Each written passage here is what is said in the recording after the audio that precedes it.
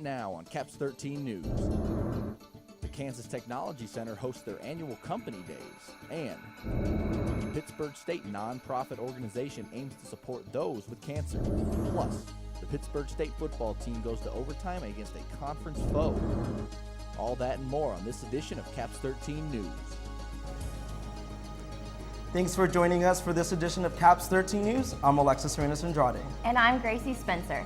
The Pittsburg State Theater Program prepares for their first production of the fall. And we take a look back into Pittsburg State's history. But first, changes to the federal state aid application process could impact Pittsburg State students. New federal regulations are allowing college students to get an early start when it comes to filling out their free application for federal student aid, also known as FAFSA. Starting on October 1st, college students will be able to submit their FAFSA form instead of their previous January 1st date. This allows students to look for more financial aid help and gives them a look into their future when it comes to financial aid. Additionally, the new submission date allows for students to use 2015 tax and income information for the 2017-2018 school year, rather than the tax information from 2016. Their tax information will be made available directly from the IRS, removing the need for estimates.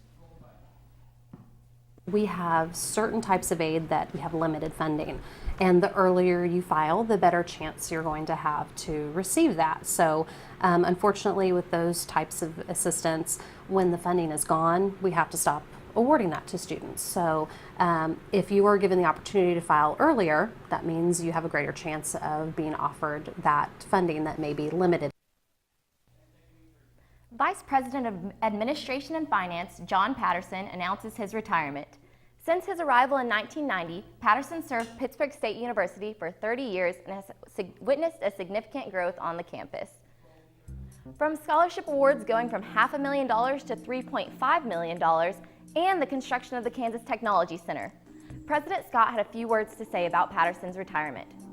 His knowledge and experience have been invaluable to the university. We will look for the very best person to continue and to build upon the great things John has done for PSU. Patterson and his wife Janet will now focus more of their attention to their family. Pittsburg State Kansas Technology Center holds its annual Companies Days this week. Caps 13 Matt Story has more. More than 200 companies from across the nation take part in the annual College of Technology Company Days. This two-day event gives technology students a chance to network with potential employers, even land a prospective job interview or internship with one of the nation's leading companies. It gives us an opportunity to explain to the students the opportunities we have as far as employment, and it also allows us to talk to the students to understand them and their abilities and their interest levels. Day one features companies specializing in construction management and engineering technologies, along with graphics and imaging, while Day 2 focuses on automotive and diesel, in addition to various other technologies such as electronics, manufacturing, and plastics. I think that it's important for Pitt States to students to come out to this type of event in order to meet all of the employers here, to see different opportunities that are available to them after they graduate. Giving the next generation of workers a head start to their future. Matt Story, Caps 13 News. A new Pittsburg State University nonprofit apparel brand organization gives back to those battling cancer. Love Your Melon is dedicated to raise awareness and funds to donate to pediatric cancer research and provides immediate support to the children and their families. Funds are raised by selling hats, beanies, and other apparel on their website. A team of 8 PSU students are a part of more than 11,000 students from different colleges and universities promoting the cause. The upraising organization got its start this fall and is looking for volunteers and crew members to help out. If students are interested in lending a hand, they can contact Jordan Morrison via the email address shown. The City of Pittsburgh seeks input on a business recruiting strategy. Angelo Economics has been hired by the city for consulting works as Pittsburgh aims to increase the number of new businesses established. Currently, the firm is collecting surveys submitted at abetterpittsburgh.com. Angelo hopes to have their initial report completed by October and will develop a plan for the city in about the same time frame. Pittsburgh Economic Development Director Blake Benson noted that it will be important for the city to develop an aggressive recruiting system over the next few years. Coming up, Pittsburg State Theater prepares for their first production. We visit with the show's director. And in sports, the Gorillas head to overtime against a conference foe. Could they pull out the win? Find out after this.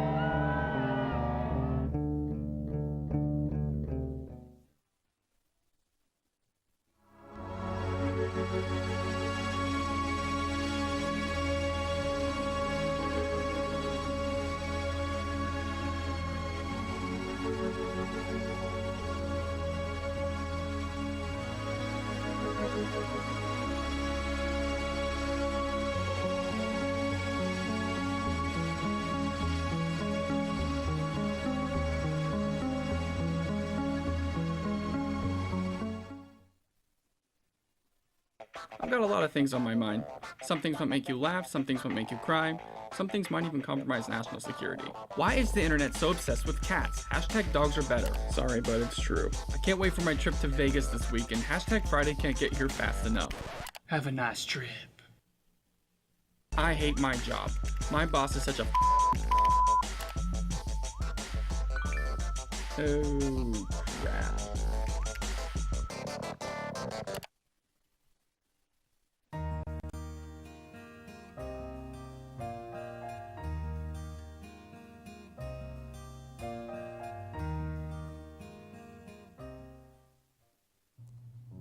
The U.S. has seen an increasing number of homeless animals over the past years. However, only 14% of the public acquire their pets from shelters. Every year, 5 million animals go into animal shelters nationwide, many spending the rest of their life looking for a home. Because about 40 million of those animals end up euthanized due to overpopulation in the shelters. 5 out of 10 dogs are destroyed simply because nobody wants to adopt them. So, want to know how to help? Save a helpless animal's life by going out to your local animal shelter and adopting a forever friend. Show them there is someone out there that loves them back.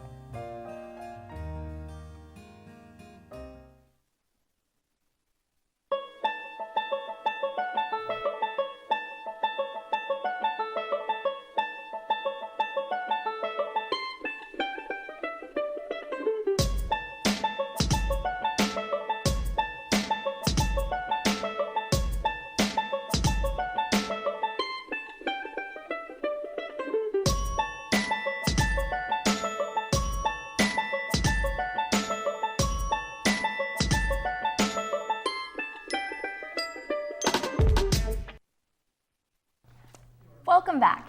There are many instructors on the Pitt State campus who take getting involved to a new level. Instructor Gil Cooper is taking it one step further, bringing a monster to life. Caps 13 Libby Shea and Taylor Blair have more in this week's Professor Spotlight. Instructor Gil Cooper is not only an instructor and a member of the Communication Department, but he is also the Communication Education Specialist and a member of the theater faculty. He has made it his mission to not only teach students about communication, but shape the minds of young adults through the art of theater. So students who come here for the theater program, we approach theater not as a conservatory approach. So our primary interest is not going, we're going to create an acting professional, a lighting professional, a sound professional, but we're using theater as a way of creating a professional.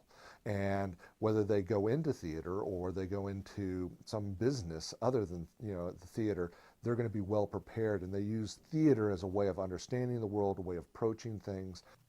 He is a good role model to theater students such as Stephen Rada by being an encouraging and positive director for the play Frankenstein. Gil is very passionate about the play. He has a lot of respect for the characters, and I really like that he's bringing all the characters from a real place. I think Gil's doing a great job. This is not the first play Gil has successfully directed on campus. The communication department is lucky to have him and are eager to see what he will continue to bring to the theater program in the future. For CAPS 13, I'm Libby Shea. Tickets for Frankenstein will be available beginning October 1st at the Bicknell Center ticket office on the Pittsburg State campus. On Saturday, September 24th, the Bicknell Family Center for the Arts presents The Vote Sisters. The concert begins on September 24th and is free to the public, although donations are being accepted at the door. The duo performs original American folk music, combining 2 parts harmonies with timeless instrumentations. Maggie and Abigail Voach released their latest album, Homeward, in June of this year. Maggie, by the way, is a CAPS 13 alumnus. From Pittsburg State's present to the past now, a fire on campus could have doomed Pittsburg State before it developed into the university it is today. CAPS 13's Taylor Humphreys has more. In March of 1907, 4 years after the establishment of the Auxiliary Manual Training Normal School in Pittsburgh, enrollment had grown so much that a small delegation from the school lobbied the state to give funds for the construction of a bigger building. Steve Cox, the curator of special collections at Axe Library, told us a little more about the history of the new building. Well, when the university was founded and started up in 1903, the university was actually downtown in a separate building.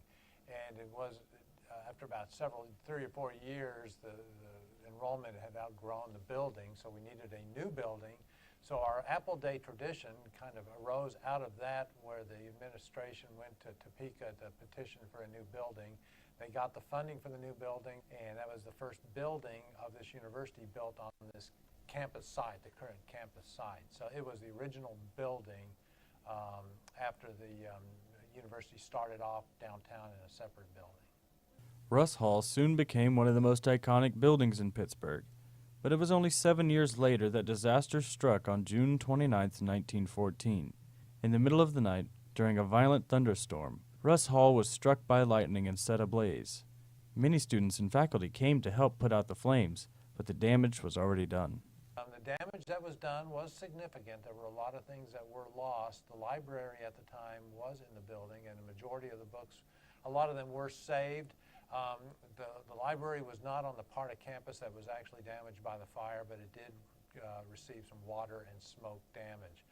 Immediately after the fire, there were calls for the school to be disbanded, but President William Brandenburg took control, and he vowed to rebuild. Summer classes were still held in temporary buildings on campus. Russ Hall was repaired shortly after, but some wounds never healed. Rex Tanner, a student who had come to help put out the flames, was tragically electrocuted. His death served the purpose of solidifying the relationship between the college and the Pittsburgh community, which led to the citizens making a pledge of $100,300, which is equivalent to $2.4 million today. Russ Hall continues to stand tall today at the west end of the Pittsburgh State campus and is still one of the most well-known buildings in Pittsburgh. For CAPS 13, I'm Taylor Humphreys. Coming up in sports, the Pittsburgh State volleyball team looks for a crucial win heading into conference play. Plus, a look back at the first 3 games of Pittsburgh State's football team as Ian Ahrens has your CAPS 13 sports update on the other side of this break.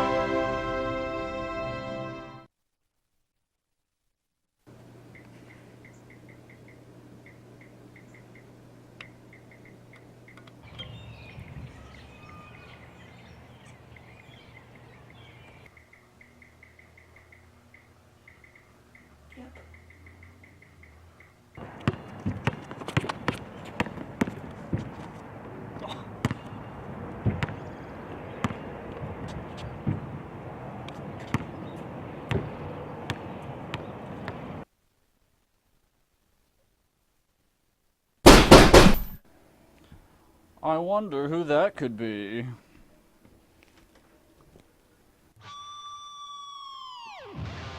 Larry Litterton, what brings you here this fine evening? It's garbage day, bozo. What the heck, man? You wouldn't want somebody to pollute your home, so why pollute theirs? Welcome back. With your Caps 13 Sports Update, I'm Ian Ahrens. After coming off a disappointing end to the last season, the Pittsburg State Gorilla football team began their year facing off against the Central Missouri Mules, who come into Carney Smith Stadium ranked in the D2 Top 25. The Gorillas then took a 20-minute trip to Northeast Oklahoma to face a hungry University of Central Oklahoma squad before coming back home on Family Day to face the Northeast Riverhawks. Let's get to it. First, the game against UCO, and out of the gate, the Gorillas put the Mules in an early 13-0 deficit with John Roderick leading the pack, passing for over 110 yards and a touchdown. However, the main storyline of this one comes in less than 30 seconds to go in the first quarter as John Roderick gets knocked down in what would end up being a bizarre fumble recovery, but more concerning is the last action. That would be the last action Roderick saw in the game as he went out with a hand injury.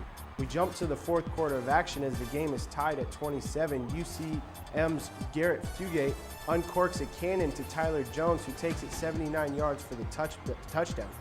The comeback effort by the Gorillas was snuffed out as Thomas LePage's pass was intercepted to close out the game. Game 2 of our 3-game review has the Gorillas going into enemy territory as they face off against the 0-1 Central Oklahoma Broncos, and this one was a shootout from the beginning. We pick up the action in the second quarter with Central Oklahoma holding a 14-10 lead, but this double reversed by Lorenzo West gives him the space needed to give Pittsburgh the lead going into halftime. Now tied at 24, and Jake Granada changes that quickly, giving the Broncos a 31-24 lead with the 65-yard dash to the house.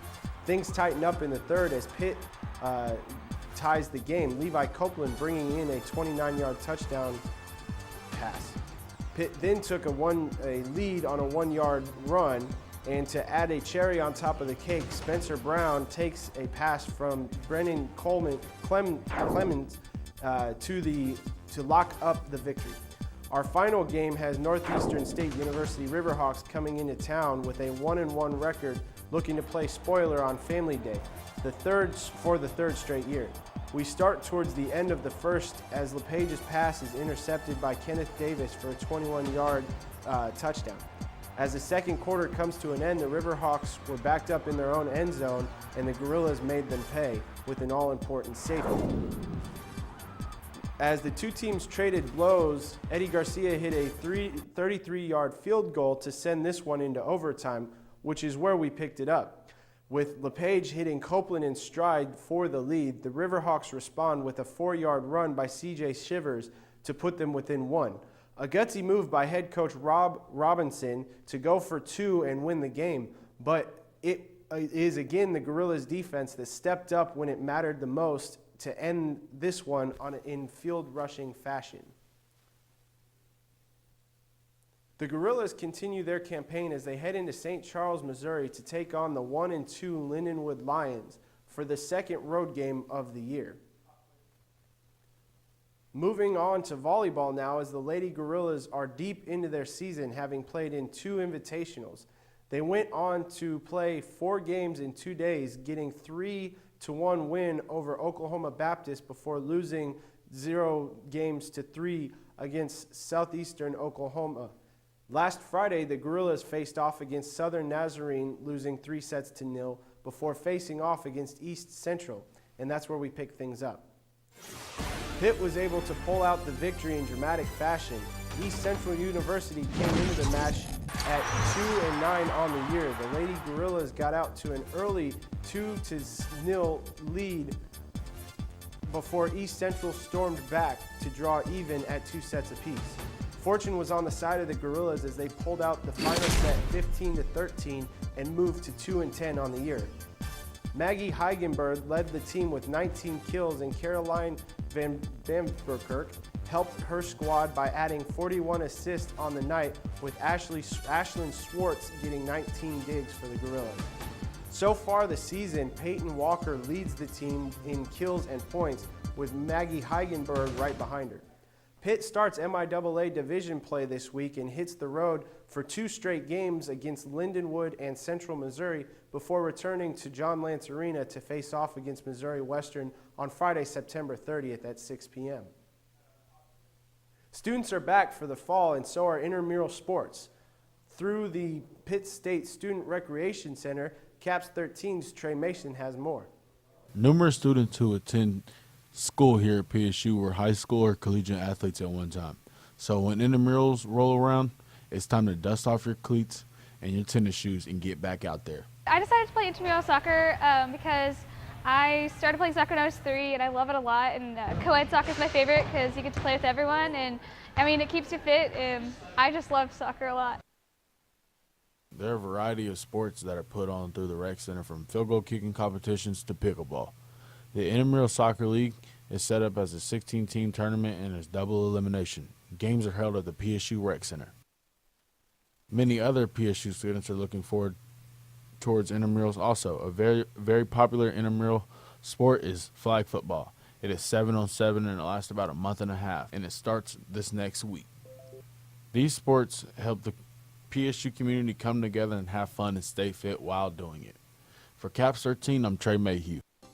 That does it for Caps 13 Sports Update.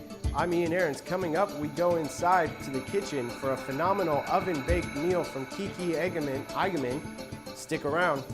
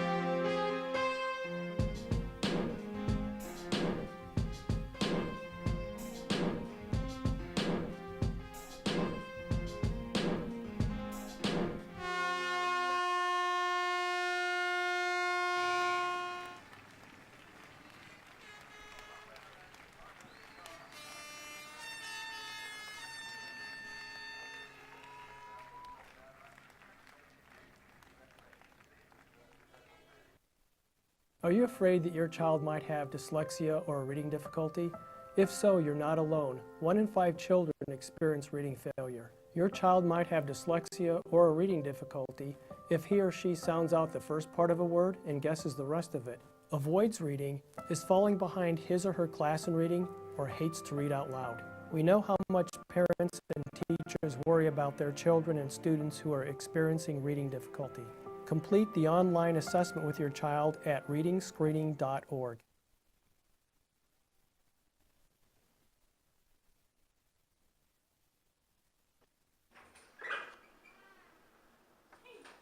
How's your day? Good. Hey, I'm going home for the weekend. See you Monday.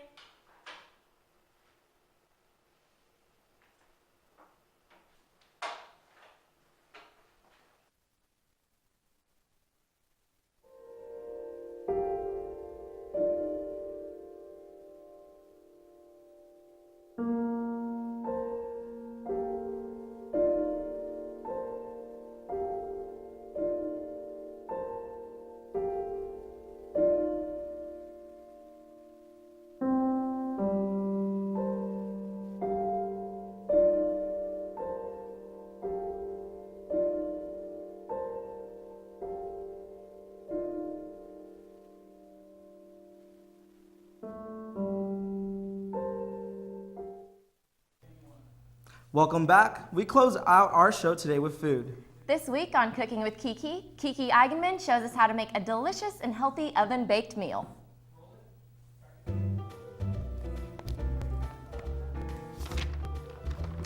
Hi everyone, welcome to Cooking with Kiki. Today I'm going to show you some of my easy oven-made recipes. For our entree, I'm going to be making barbecue chicken with baked potatoes, and for dessert, my famous chocolate chip cookies.